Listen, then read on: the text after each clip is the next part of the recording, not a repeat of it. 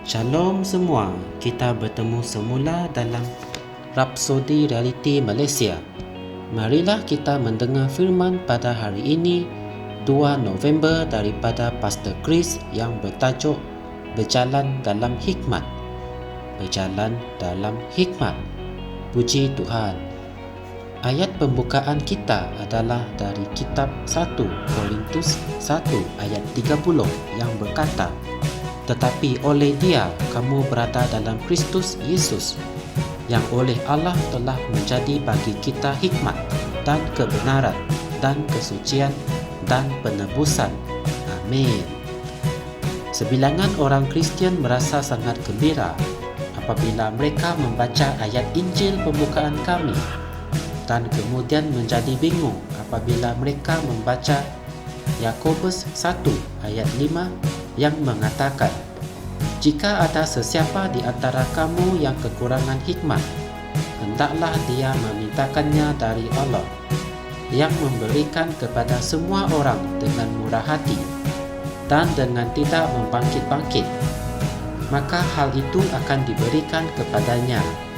Oleh kerana Kristus telah menjadikan kita bijak, maka mengapa kita masih perlu meminta kebijaksanaan?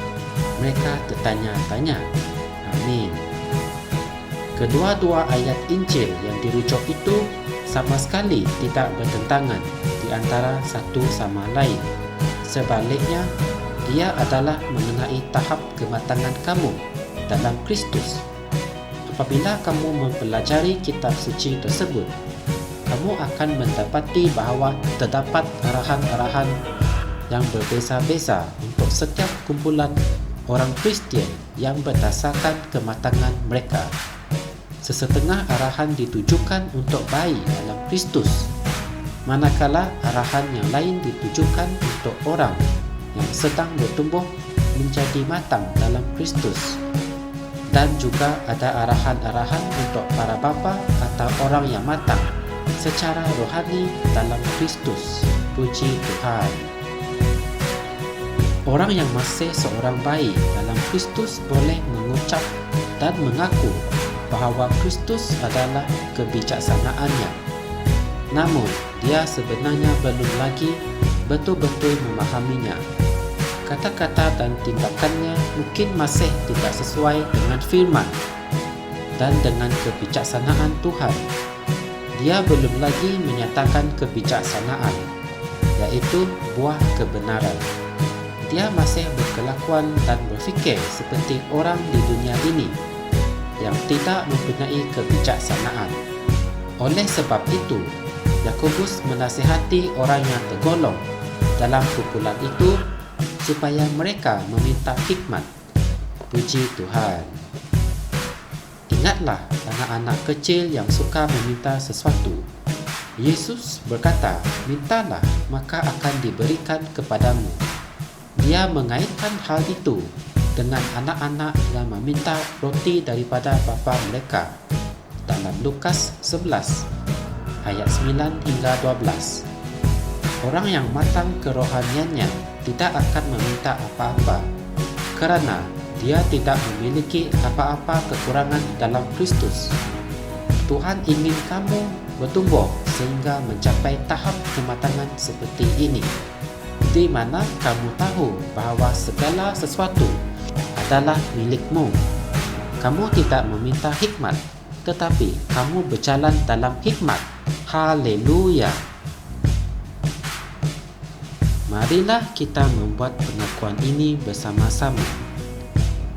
Ya Bapa, aku mengucapkan terima kasih atas hikmat-Mu yang bekerja di dalam rohku bahkan sekarang.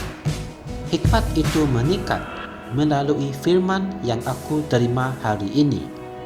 Aku mengerjakan firman, dan oleh itu aku berjalan dalam kemuliaan-Mu sambil memenuhi kehendak-Mu yang sempurna dan membawa ramai orang ke dalam kebenaran. Dalam nama Yesus, amin.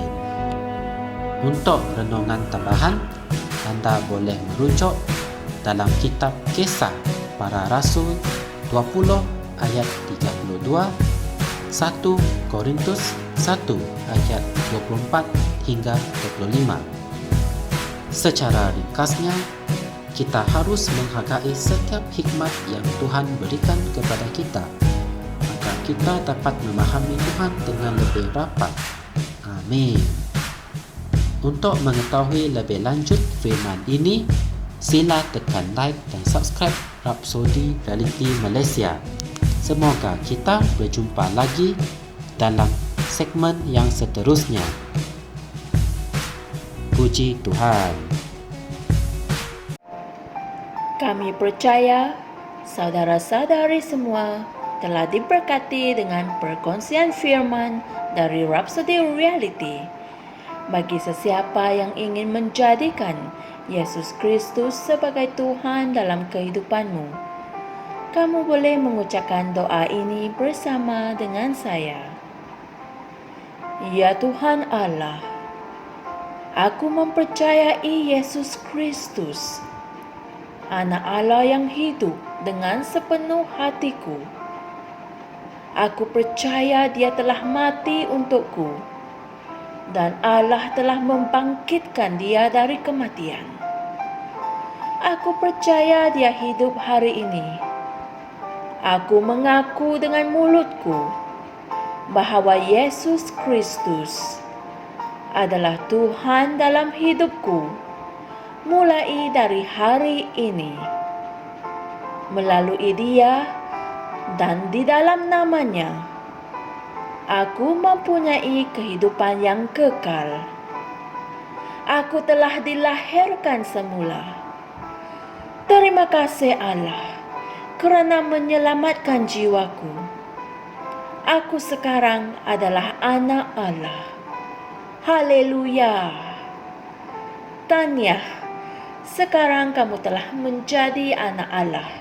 Untuk apa-apa sebarang pertanyaan atau untuk mendapatkan lebih banyak maklumat mengenai bagaimana untuk bertumbuh sebagai seorang Kristian, anda semua boleh hantar mesej di akaun Facebook kami atau email kami di tni.msia@gmail.com.